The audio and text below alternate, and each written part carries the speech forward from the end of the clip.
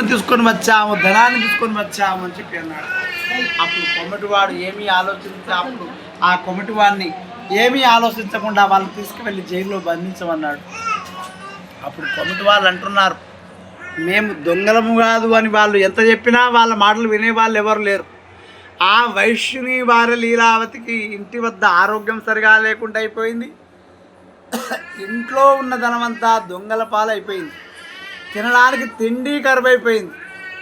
ఆ కళావతి ఇల్లు ఇల్లు దొరుకుంటూ భిక్షమెత్తుకుంటూ వస్తుంది.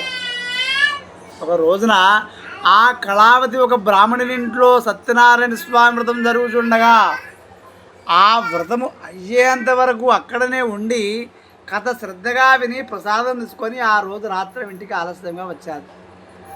ఆ కూతురును చూసి తల్లి లీలావతి అంటున్నది, బిడ్డ కళావతి, మీ నాన్నగారు లేరు, నీ భర్త లేడు, మరి నువ్వు వయసు వచ్చిన ఆడపిల్లవు, మరి ఇంత రాత్రి దాకా ఎటు వెళ్ళావమ్మా అని చెప్పి తన కూతురును కోపం చేస్తే ఆ కూతురు అంటున్నది, అమ్మా నేను ఎటు వెళ్ళలేదు, ఒక బ్రాహ్మణుని ఇంట్లో సత్యనారాయణ స్వామి వ్రతం జరుగుతుండగా ఆ వ్రతం అయ్యేంత వరకు అక్కడనే ఉండి కథ శ్రద్ధగా విని ప్రసాదం తీసుకొని వస్తున్నానమ్మా అని తన తల్లికి ప్రసాదం ఇస్తే ఆ తల్లి ఆ ప్రసాదాన్ని తీసుకొని కళ్ళకత్తుకొని భుజించి తన బిడ్డతో అంటున్నది, ఓ బిడ్డ కళావతి, మీ నాన్నగారు కూడా మాకు సంతానం కలిగితే సత్యనారాయణ స్వామి వ్రతం చేస్తాను అని మొక్కుకున్నారు.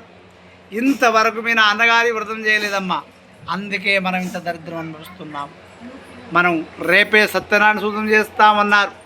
ఆ తల్లి కూతుర్లు ఇద్దరు సత్యనారాయణ వ్రతం చేస్తామని అనుకోవడం వలన ఆ స్వామివారు సంతోషవంతుడై అదే రోజున రాజుగారి కలలో కనిపించి, రాజా నీ దగ్గర బంధించినటువంటి వాళ్ళు దొంగలు కాదు, వాళ్ళు వ్యాపారం కోసం వచ్చారు, వాళ్ళని నువ్వు తెల్లవారుగానే విడిచిపెట్టాలి, లేకపోతే నువ్వు సర్వనాశనం అవుతావు అనగానే ఆ రాజుగారు తెల్లవారుగానే లేచి ఆ భటులకు ఆజ్ఞాపించాడు. ఆ యొక్క కొమటి వాళ్ళని తీసుకురమ్మని చెప్పాడు. వాళ్ళు వచ్చి రాజుగారి ముందు నిలబడ్డారు. రాజా, ఏమి ఇంకా పెద్ద పెద్ద శిక్షలు వేస్తాడో ఏమో అని చెప్పి అనుకొని వాళ్ళు భయపడుతున్నారు. అప్పుడు రాజుగారు అంటున్నారు, అయ్యా, నీకు సంతానం కలిగితే సత్యనారాయణ స్వామి వ్రతం చేస్తానని నువ్వు మొక్కుకున్నావట.